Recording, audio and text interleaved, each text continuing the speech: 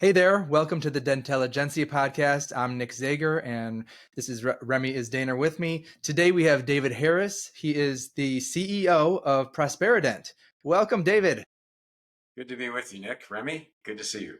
Likewise. Absolutely. It's really cool. Remy had seen one of your presentations and said you absolutely have to be on our podcast. What we love to do is have experts like yourself come and speak. We ask you tough questions that relate to the dental industry to help our clients and your clients make better business decisions. So why don't we start out with you just telling us a little bit more about yourself and Prosperident? Absolutely. Well, Prosperident is a dental-only forensic investigation company, and we've been in business for 35 years, and we deal with dentists who have issues like embezzlement, in other words, staff stealing from them, or maybe it's a situation where you have a couple of dentists in a partnership and one believes that the other might be taking out more money from the partnership than they're entitled to. So that's what we do. We have 25 people. I got into this business completely by accident. I'd like to tell you, Nick, that I had some master plan and I saw an opportunity. The truth is maybe a little more accidental than that. And we are privileged to be treated by the dental profession as having some expertise. We're proud, for example, to be an endorsed partner for the Michigan Dental Association, which I know is something that your organization and ours have in common. And you also have are endorsed by multiple other states as well. Is that the case? It is. I think our head count is 7 states, including Virginia, North Carolina, Connecticut. We have a pretty good representation.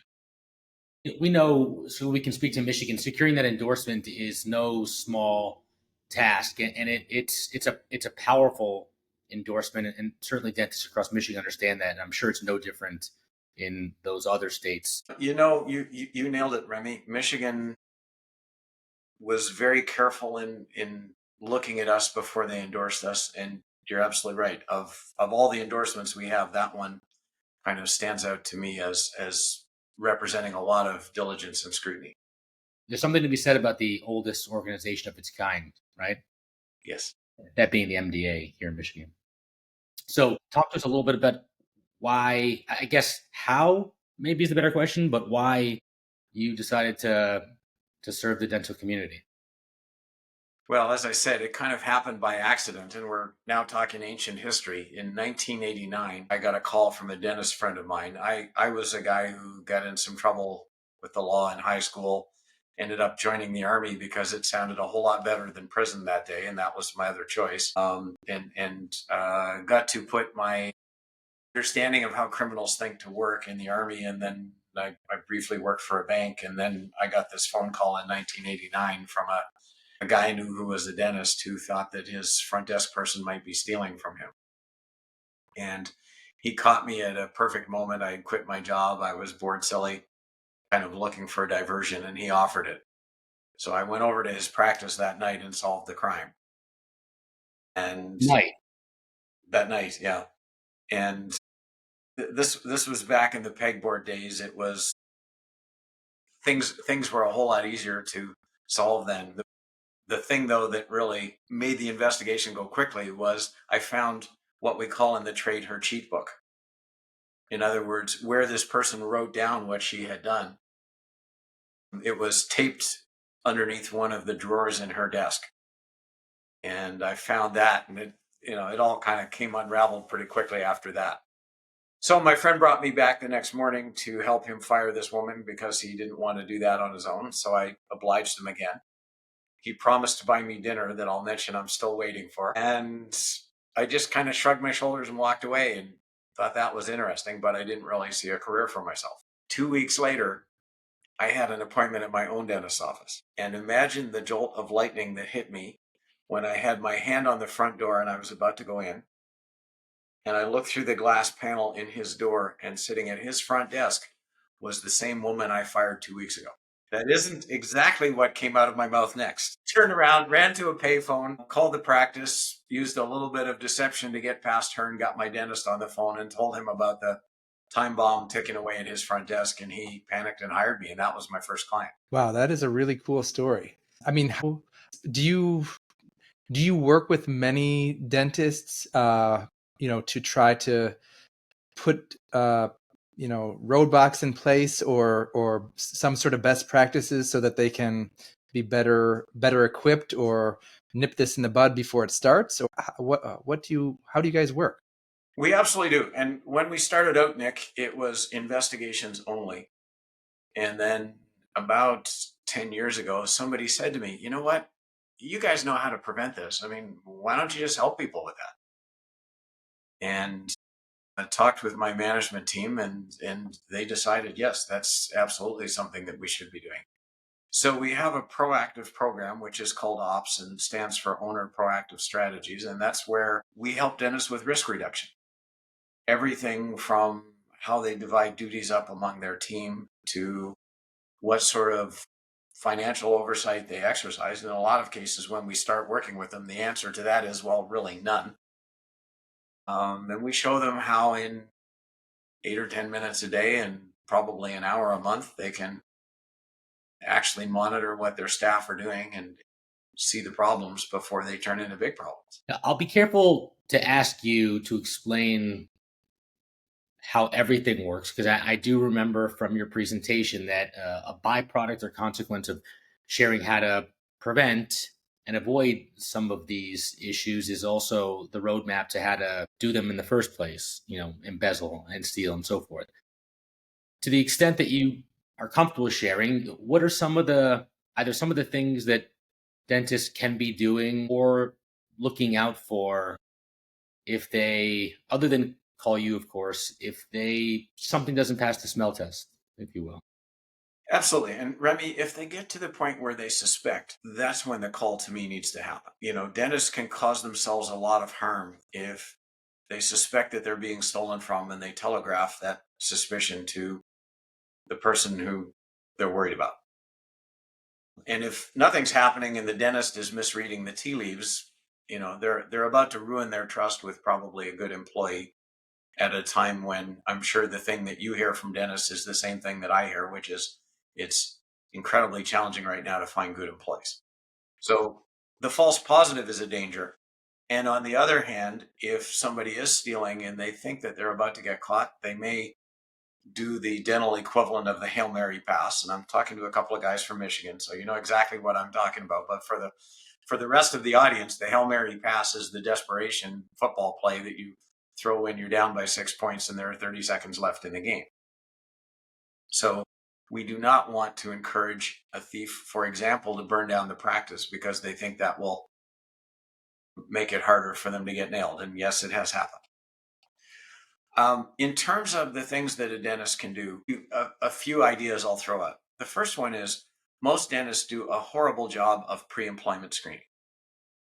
And that is the thing that lets people who have done this before get jobs that they should never have. A statistic that your audience needs to hear is that roughly 70 million Americans, so that's 1 in 4 adults, has a criminal record. And yet it astounds me the percentage of dental practices who will hire people without checking that basic fact.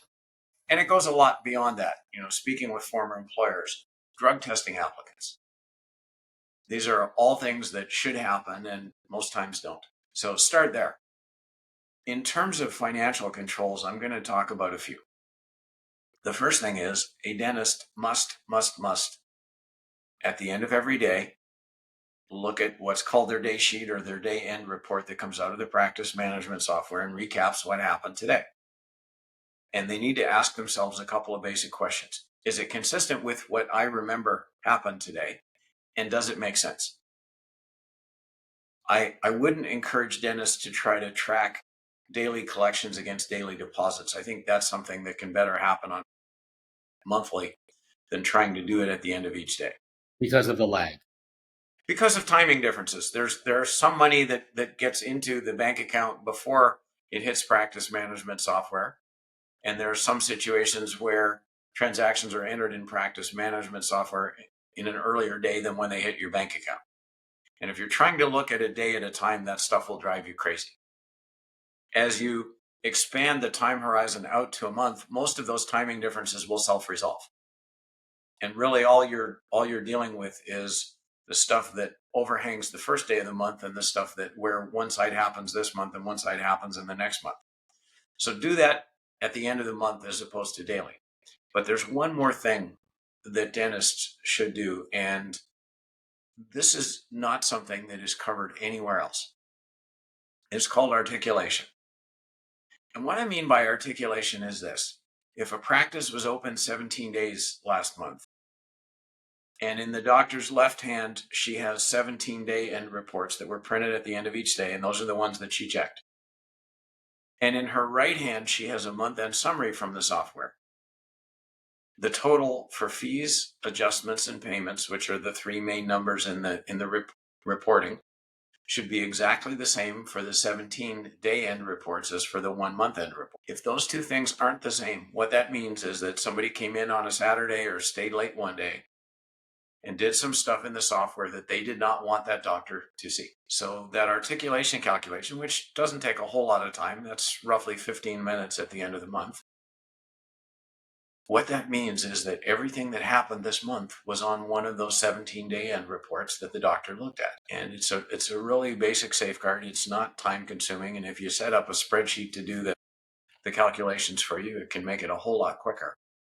15 minutes once a month. Once a month. For articulation. I mean, that even to a lay, non-clinical, non-dentist like me, that's really easy to understand and achievable. Yeah, it is. But the number of dentists who are surprised when they find out that there are actually more than 17 days in each month is pretty high. And I had a call yesterday from a dentist who said to me, I'm seeing all these adjustments, and I've just noticed that they all take place on Sundays. And I said, bingo, that's somebody who is trying to hide something from you. And now let's dig in and find out what's behind it. That's the red flag. And that's when they call you. I mean, it's a red flag. There are lots of other ones, but it's a big one.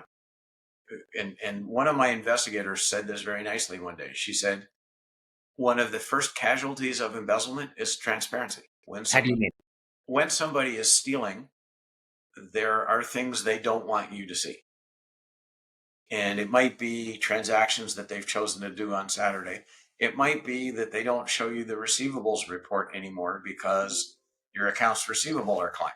And that might be a byproduct of theft. It also might be just a consequence of somebody getting busy with stealing, because stealing takes work, to the point that it crowds their day job out of what they have time to do. So now I am the dentist, and I identify one of these things, and I can't make sense of it, but it doesn't feel right. We call you. Can you talk about your process? What happens next? And then after that? Absolutely. And one of our big touchstones, Remy, is that our investigations are conducted covertly. In other words, staff in the practice have no idea that we're on the job. And that's important, as I said, because regardless of outcome, we don't want the staff to know that this activity is going on. So we go to some pretty significant lengths to make that happen. One of the things we do, for example, is most of the time when we're working on practice management software, because that's where the bodies tend to be buried in embezzlement and dental practices, we don't log into the live software in the practice, normally even once. What happens is my IT folks will create a copy of the software. So if somebody's using, for example, Dentrix, which is the most common general dental software, my IT guys will get remote access to the doctor's server. They will copy the data files from Dentrix to our server, and then we build a clone, and our investigation is done on the clone. And that keeps covertness. It also gives us the luxury of working with data that's not changing. Every dentist in the audience can probably relate when I say that working in live software for us is like you having a really squirmy kid in your dental chair. Yeah, everybody's got the picture. Yeah. When we copy somebody's software, of course, our copy is frozen in time. There will be no new entries there. So it's much more compliant for us.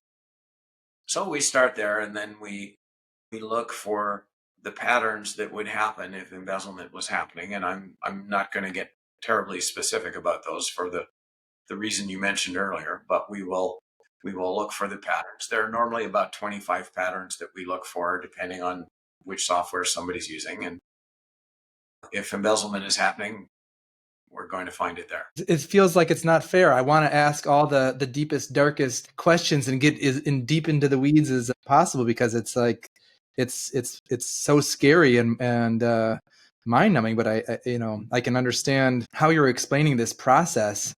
But from my point of view, I still can't see how the money leaves the account. Okay, well, let me address that for you. And the way I describe it to people is that embezzlement has two parts, which I call the steal and the conceal.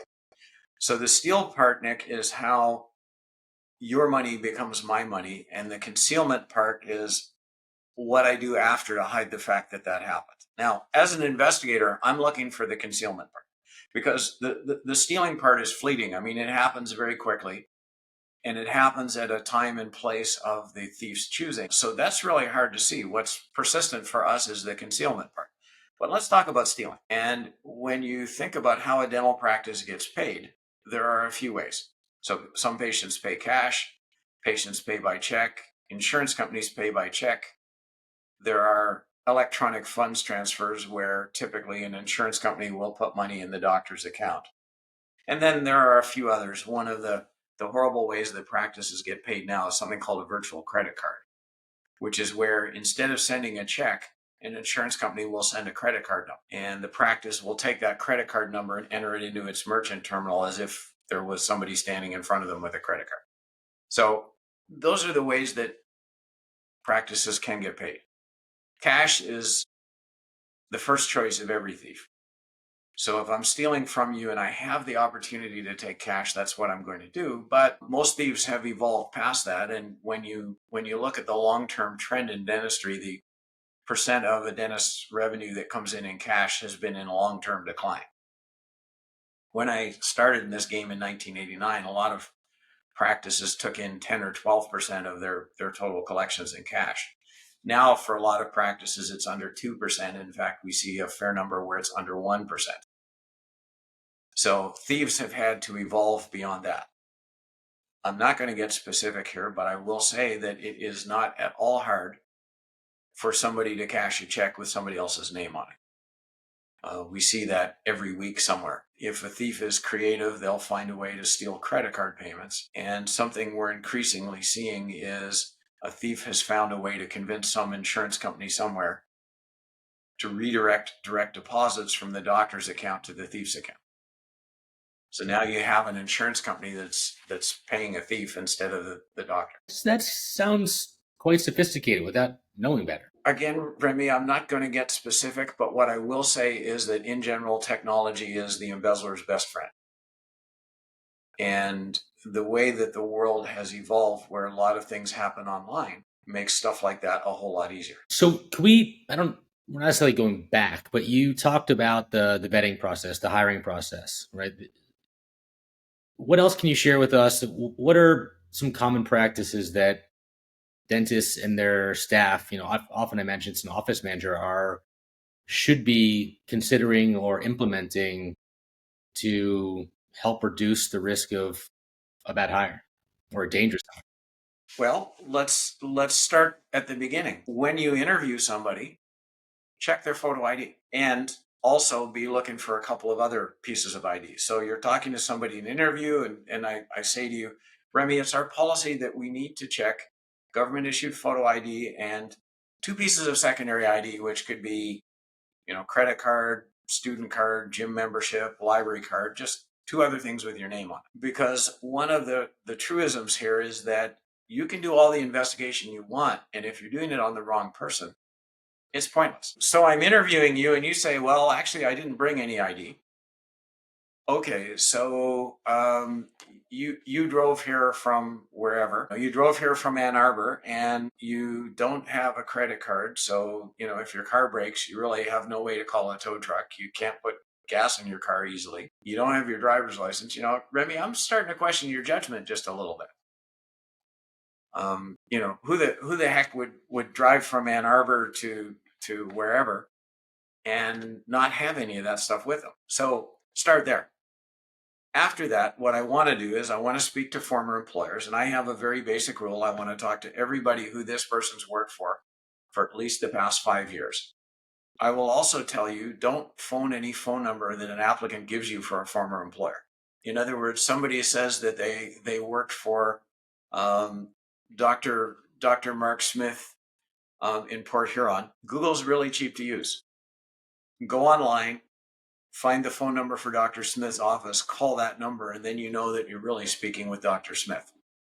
One of the tricks that people pull when they have baggage is they give you a phone number for Dr. Smith and they say, here, call his cell number. But it's not his cell number. It's the applicant's uncle's cell number, who will pretend to be Dr. Smith and give a really good review for the applicant. So do that. Drug testing. It absolutely astounds me that the majority of dental practices do not drug test people when they hire them. One of the things I see firsthand is how much crime is driven by drug addictions. And, if I'm a dentist, I sure as heck want to know if that assistant who is passing me sharp instruments is high this morning. So let's do that. I won't hire anybody without taking a little bit of a look at what they do on social media. That's a good one. Because you can learn a lot about people by how they conduct themselves on social media. And, at a base level, it's a chance to see how they communicate. And I think, frankly, one of the problems that a lot of dental offices, along with everybody else, has now is a lack of literacy among people applying for work. So it's a chance to see that.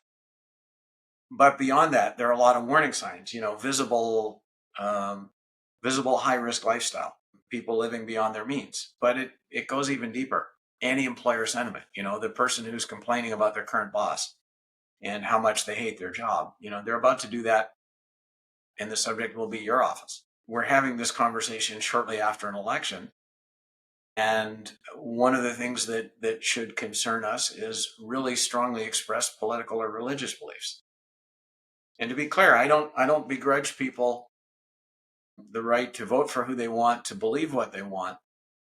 But at the same time, I don't necessarily want them bringing it in the office. And I would be pretty upset if one of my employees showed up for work in a MAGA hat, because I just don't want them engaging my patients in that conversation. Because, again, if we're talking Michigan, almost half the people in Michigan voted for somebody else. So your chance of offending the next patient with that MAGA hat is pretty close to 50-50. So that would be a warning sign. These all seem common sense.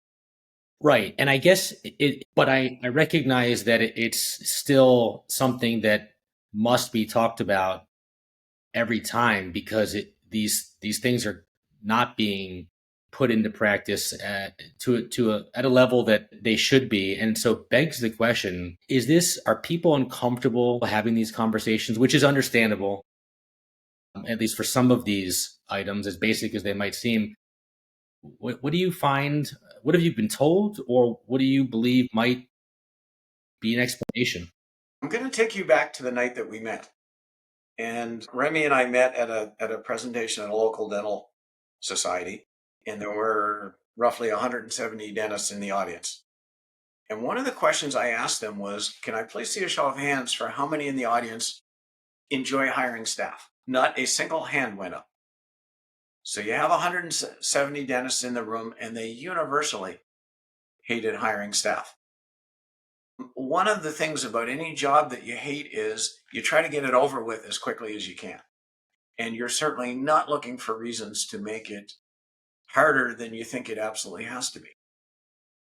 Hiring is tough. You start with a climate where right now it's hard to find good people. On top of that, you're looking for some challenging things. I mean, you want to find somebody who has the skills that you need, who has the ability to learn new things, and who's going to fit into your office culture and get along with your staff. That's already a challenging problem.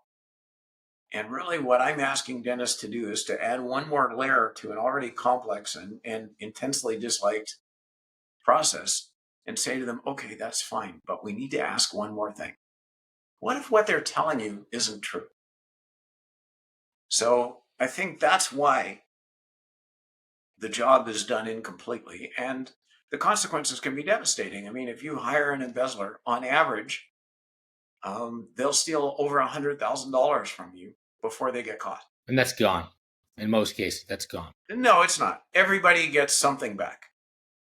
Whether a dentist gets back 20% of what they've stolen, what they've lost, or 80% or 100% depends on a lot of factors. You know, how much money was stolen, how much insurance coverage do they have for it, things like that. But everybody will get some amount of financial recovery. What they won't get back is their stomach lining and the sleepless nights that they had while this was going on, and their general loss of trust in humanity. When something like this happens, is it typically one individual or sometimes even a team of individuals? There is such a thing, Nick, as what's called collusive fraud, and that's where multiple people are involved, but it's relatively rare. If I'm a thief and you're my coworker, it's a very risky thing for me to go to you and say, Nick, I want to steal from our boss, but I really need your help. And the fact that I might have to do that is actually a pretty good deterrent in most cases. Collusive fraud is relatively rare. One of the best things that dentists can do in their office is divide up duties in such a way that somebody doesn't have that magic combination where they can both steal and then hide it. And I give dentists some very concrete rules about dividing duties that are designed to make it so that if somebody's going to steal, they have to involve a coworker. And again, that's a pretty good barrier in most cases. When we see collusive fraud, a lot of times what happens is that the people doing it have some kind of connection outside the office. We started a case last week where the suspect was the office manager and her son was an associate dentist at the practice. Jeez. And we are very early into it yet, and we don't have any answers. But the doctor's belief was that the mom and the son, the associate dentist, were colluding. So we'll find the answer, but that's the kind of situation where you might see collusive fraud. You had mentioned that if word gets around the office and the thief catches wind that the dentist suspects something, that there can, they may go nuclear or, burn the practice to the ground. Can you elaborate more on what that looks like? I sure can. If somebody thinks they're about to go to prison, the list of things that they will refuse to do to prevent that can be pretty short. And if you're a dentist, you do not want to make yourself a guinea pig in a sociology experiment where we probe those limits. So if you suspect you need professional help and you need it right now, and what I will say to dentists in the audience is don't make the mistake that a lot of us make in life where we confuse somebody who knows 15% more than we do with an expert. Sometimes dentists will go to people like their CPA. Well, your CPA can't help you with this problem. Or they'll go to their attorney, or they'll go to a trainer for their practice management software. And all those people want to help, but they just don't know how. And unfortunately, if they're not prepared to say to you, this is a little out of my depth, then that well-intentioned dabbler can cause trouble. I'm going to get very specific here, and this is a tragic story. We weren't involved, but there was a dentist in Maryland named Dr. Albert Rowe. He thought that his office manager was stealing from him, and I'm not sure exactly how, but she realized that she was going to get caught. She came back one night to the practice when she knew that Dr. Rowe would be there on his own doing his paperwork. She brought her cousin with her, whose name is Dante Jeter, for what that's worth. She is Shante Joyner Hickman. She brought her cousin with her. The two of them overpowered Dr. Rowe, dragged him into the patient restroom, and beat him to death. And for that act, these two got 40 years in prison between them. And of course, Dr. Rowe's family got him home in a box. The worst part of the story, Nick, I haven't told you yet. The amount she had stolen to that point was $17,000. And for that, a whole bunch of lives were irreparably ruined, including hers. So we are not fooling around here. If a dentist thinks this is going to happen, they need expert help, and they need it right now. And we're not the only business who does this. We're the biggest, we're the longest established, but People have other choices as well, but you need to call somebody who is an expert in this field. Can you, two stories I'm looking for next. One, I guess we can start with a horror story of sorts, and just tell us when things just really went awry, if you have one. And then another one would be where your processes preemptively avoided catastrophe, right? Absolutely. Well, I've got lots of horror stories. I'll maybe tell one that's got a slightly humorous side. We got this call one day from a guy who said, I'm an orthodontist and I practice with another orthodontist. And we have this arrangement with each other where when patients pay in cash, we just put the money in our pockets and we don't tell the IRS. And I thought, okay, blah, blah, blah, keep talking. But it was the next thing he said, Remy, that really rocked me back on my heels. He said, and the reason I'm calling you, David, is that I think my partner is stealing more than I am. You have to be kidding. Well, once I got my jaw back up and could talk again, no, he wasn't kidding. In fact, we investigated, and the differential that his partner had taken over what he had taken was $300,000. Yeah, and that was one of the most artistically written reports we've ever done because, of course, we had to dance around this big elephant in the room called tax evasion. But yeah, the guy got his money back. And to answer the next question, somebody's going to ask me, no, they're not still partners. Inevitably, that was my next question. Yeah, I knew that. We've had fathers have us investigate their daughters, and in some cases call the police on their own daughters. Yeah, we've seen a lot of weird stuff. In terms of success stories, I have a great one I can tell you. I mentioned our proactive product where we help the dentist put the safeguards in place. So we had a call from a dentist, and when somebody calls me about our proactive product, what I want to make sure is that we're not missing the obvious, or we're not running wallpaper over a hole in the wall. So I went through that conversation with him. Do you have any reason to suspect that anything's going on? No. Okay, fine. So we started work on our proactive product, and one of our team was looking at this doctor's stuff, and she just kind of happened to spot some stuff that didn't look right to her. So she called me, and I listened to her for a few minutes, and I said, yeah, I think you have something here. Let's call the doctor. And we talked to him, and we said to him, you might want to pivot here, because we think what you really need is an investigation, not proactive work, because we think we may have stumbled into an act of theft. And the doctor said, okay, let's do that. Anyway, investigation's finished now. We found $156,000 that had been stolen from him. He bought the practice about 3 years ago, and we noticed that the theft seemed to be going back into the time before he bought the practice. So we also contacted the former owner and said, here's what we found. And the former owner said, yeah, I want to know what happened to me. And, if she did anything, I want the book thrown at her. So there's likely about another 100 or 125,000 there. And it all came about because this guy hired us to do proactive work. And we just,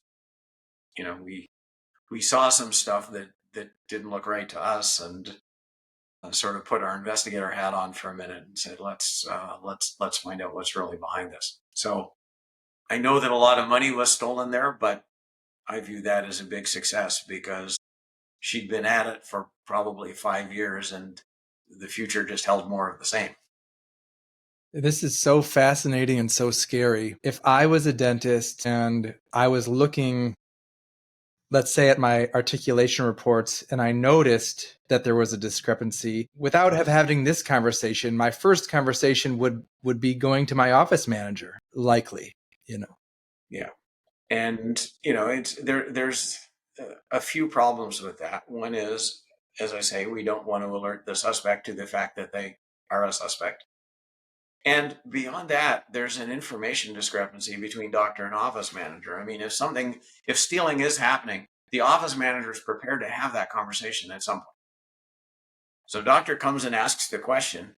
Office manager is well equipped with the answer. Well, doctor, there's something wrong with Dentrix, and it doesn't always add up the month-end totals correctly to the day end. So there's really no issue here other than, our software is a little mucked up. What's the doctor going to do at that point?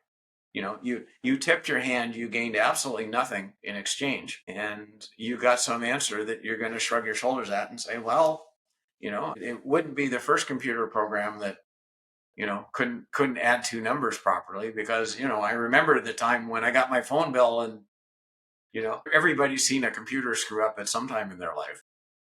And if you've flown on an airplane, it's probably relatively recent, but doctor just shrugs his shoulders and walks away, and gained absolutely nothing from that conversation. I'm not sure that I have an articulate question at the end of this.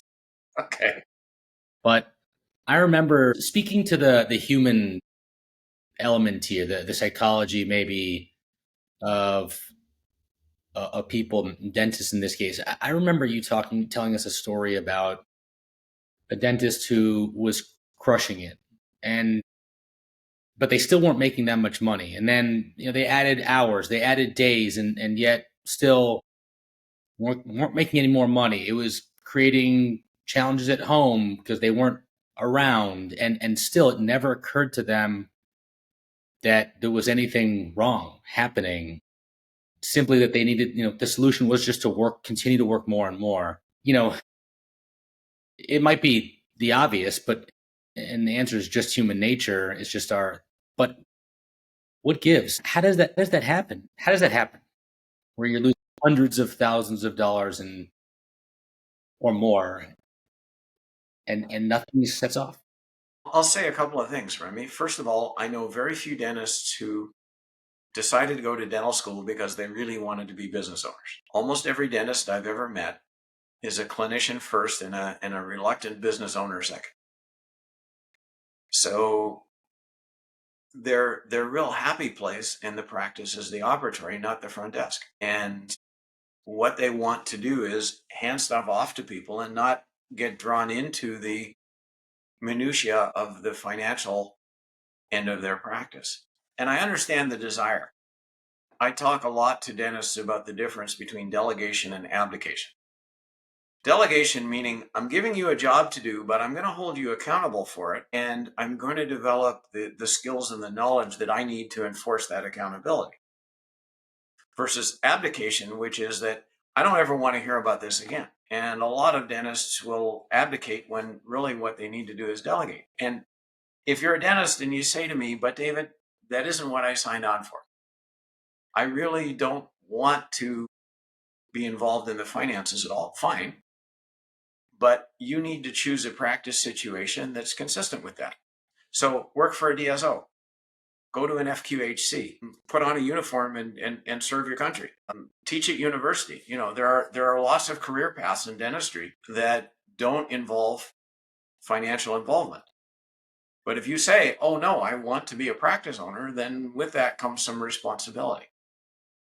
And I think, unfortunately, a lot of dentists don't necessarily understand when they're a practice owner that, you can't just abdicate and have everything always work out for you. Is there any data to suggest where a majority of these thieves come from, whether they're inherited from a practice that was purchased, or whether it's just poor or hiring practices by the actual dentist, or somebody just got in a bad way and needed to, like you said, skim some money because they had some other debts? Or are there any other types of situations where these types of things kind of... Well, there's a first time for every thief. So not all embezzlement can be traced to bad hiring decisions. I think there are a lot of people who, when they're hired, have no intention at all of stealing, and then events later on make them rethink it. And you mentioned financial desperation, and that's one of the reasons why people steal. The other is ego. They think that society is not rewarding them properly, and they steal to take what they think they should have been given by society in the first place. So those are kind of the two main drivers that cause people to steal. But the way that we handle trust as humans, Nick, is kind of interesting. When we meet people, we kind of size them up and decide, can I trust this person or not? And once you make that decision, then you tend to lock it up in a closet, never bring it out again. And unfortunately, trust needs to be a little bit more fluid than that. In other words, it's something that when we're talking about people who handle our money, we need to be reevaluating. Has something changed in their circumstance? Or I guess has something changed in mine? That means that somebody who was trustworthy 3 years ago is no longer deserving of my trust, is not a question that people tend to ask themselves. And in this case, you need to. It's so fascinating. I mean, certainly in our line of work, we want to help our clients gather as much data so that they can make the most informed decisions for their business's real estate. And that is, lots of thorough investigations, lots of negotiations till we get to those bottom lines. And then there's a whole nother legal layer, but this is like a whole nother thing that, it's totally beyond our purview, but it seems like every dentist needs to be thinking about, because it's too dangerous for them to not at least understand that this is a very high likelihood that this could happen. What was the percentage again of dentists? About 70% of dentists will be victims at some point in their careers. And, maybe they get off lightly, Nick, and it's $5,000, or maybe it's $500,000, but the majority of dentists will be stolen from. Can you either just point our viewers or talk about the list? There's a compilation of criminals out there somewhere, yes, that you post to help. It is. It's called the Hall of Shame, and it's on our website, which is www.prosperident.com. There it is. And there are about 750 embezzlers in the Hall of Shame. And, we name names and show pictures and try to make them as visible as we can. And certainly if I'm a dentist, I wouldn't hire anybody without first taking a look at the Hall of Shame, just to see if their picture happens to be there. And you can search it by city and, by any identifiable characteristic. I mean, we try as much as we can to put in things like birth dates and, as I say, pictures, because sometimes people will change their name as a way of trying to bury some baggage. I know there's some Michigan folks on there. I looked at it after your presentation. Yeah, there are a lot of Michigan folks there. So, if you live in Holland and you want to see who's embezzled in Holland, you can, but personally, I would check the whole state. If you're in the western part of the state, you might want to check, Indiana and Illinois as well, and so on. I mean, don't get too narrow with this, because thieves do move around. They do try to change some of their movable characteristics to try to hide from scrutiny. The Hall of Shame, I thought it was funny at first. I thought it was a joke until I realized that this is actually quite serious. And this is as low as fruit can hang to go onto that. Yeah. In your site. We get a couple of times a year, we get a call from somebody who says, I was on your website and I was just poking around and I found your Hall of Shame and my office manager's in there. We get about 2 of those calls a year. And yes, I remember her. Yeah, you need to fire her today, because she's like a pit bull with lip gloss. Let's say I'm a dentist and I worked with you.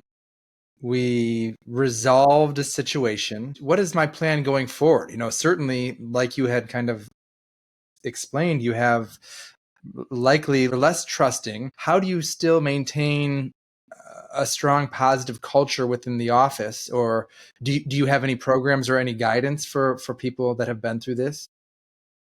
We don't in a formal sense. We certainly encourage people to do some self-care. And it's one of those times in your life when probably spending some time with a mental health professional is a really good idea. And we do certainly know some people in that arena and can make referral, but there are lots of resources available. I mean, most dental associations have some kind of peer support program, for example, but we almost expect somebody to have some equilibrium challenges after that. And unfortunately, for a lot of people, the pendulum kind of swings and they start by trusting everybody, even when they shouldn't. And they go from that to trusting nobody, even when they should. It's very hard to practice dentistry when 60% of your mind is on that patient in front of you. And the other 40% is wondering, well, who's stealing from me today? And I think your longevity as a dentist, if that's your mindset, is going to be pretty short. So we encourage people to get support from whatever form they find it in, and help them process this and get back to being healthy, functioning people with a normal amount of trust. Nick and I, we've the privilege of working with a couple of doctors who unfortunately experienced embezzlement in one case, from a former spouse, right? Which I'm sure sadly is not uncommon. And they refer to them as scars. Like in some cases, it's been years. Yeah. But it's still they're still dealing with the consequences, day to day. Yeah, we've talked a few off the ledge, and I'm not completely talking figuratively. And the people who call us initially are very upset. And one of the things they do, Remy, is they self-blame. They internalize this as I should have done A, B, or C. And there are a lot of our clients where I kind of sit them down and have the Dutch uncle talk with them and say, okay, let's accept that this was a very unequal battle. That the person who did this to you knew you really well, knew what you looked at, and more importantly, what you didn't, even knew the best day of the week to steal from you. And they took advantage of all that knowledge. They also had a lot more time to think about this problem than you did. So let's understand that, and let's accept that you were destined to lose. And let's stop blaming yourself and thinking, with the benefit of hindsight, about all the things that you could have done to protect yourself. And let's focus on what you need to do tomorrow. And we have that conversation with a lot of dentists, and we say, it doesn't mean you're stupid. It doesn't mean you're a poor business person or a crappy dentist. It just means that you were playing on a game where the table was tilted and not in your favor. When you get that call from the dentist and you do your research, is it nearly 100% of the time that the feeling that they had in their gut is correct, that they are getting still? Not quite. The batting average for that's about 70 or 75%. What I tell dentists is, when you call us, what you're really thinking is, I hope I'm wrong about this. In other words, that 20 or 25% of people who think they were being stolen from and weren't should be the happiest group. Peace of mind. Well, not just peace of mind, but, they also don't have to spend the next year and a half maybe cleaning up the mess that this person left in their practice. And the damage that a thief can do to a practice goes well beyond the financial. I mean, a lot of them tend to be the manipulators, and they will kind of set people against each other in the practice because that suits their agenda. And they will neglect their day job because stealing pays them better. So there are all kinds of things that happen, kind of ancillary to the theft, that make the practice of a financially unrewarding and also emotionally dysfunctional place. So a doctor who's been stolen from needs to deal with all that stuff. So yeah, there are far-reaching consequences, and nobody should ever be upset when we tell them, good news, you're not being stolen from. That's fair. So we'd like to dedicate the latter part of the podcast to some fun stuff. And we've laughed and then cried throughout the last 45, 50 minutes. So we're going to laugh again. But can you give us what's the best compliment that you've ever received, or share a compliment? I wish I had met you early in my career is one that we get a lot. We understand that. We get, we don't want to hear that, but we hear it all too often, and we wish we did too. Yeah, sure you do. And then how about advice? What's the best advice you've ever received? or given and given? The best advice I've ever given is trust, then verify. To quote a former president, the best advice I've ever gotten. It's probably don't eat yellow snow, but I said we were going to laugh again, so there it is. You nailed it. okay. Yeah, let me mark that down as the best advice ever. And then this, Nick knows and sometimes teases that this is my favorite one. But if we asked a family member, a friend, someone close to you, what you did that you don't work with, what you did for a living, what would they say? I don't know. He does some kind of weird investigation stuff, and I have no idea what it is, but it seems like it's important. Well, if you Some could people go, think I work for the CIA and I'm a spy. Yeah, I mean, if the consequences of not doing these things and not taking precautions weren't so serious, I mean, this would be the most exciting, mysterious interview that we do, right? I'm on the edge of my seat. I was then and was at times here, and it's wild. And I can't stress enough how important it is for me and for us to share the message and make sure that people are taking care of themselves, taking care of their practice, their family practice, their staff, and themselves, and in doing that by, at least jumping onto your website and seeing what you do and how you do it, and reaching out preemptively or forbid, during a crisis. yeah, before we let you go, how do people find you? What is outside of, things like this and speaking at different organizations? Well, the easiest pathway to us is our website, which again is www.prosperident.com. And if you Google it and you come close, it'll probably take you the distance. Or people can call our toll-free number, which is 888-398-2327. So 888-398-2327. And in either of those places, all they have to say is, I'm a dentist and I need your help, and we'll take care of them. Thank you for that. Yeah, well, it's really been an interesting conversation. Like I said before we started, it's incredibly eye-opening and interesting and scary, but we're glad you're here, and we're glad that you do what you do so that you can help, because these situations are, I'm sure, never fun, but if they don't get addressed, it can only get worse. So true. If there's anything else that we haven't asked you, let us know that you'd like to talk about.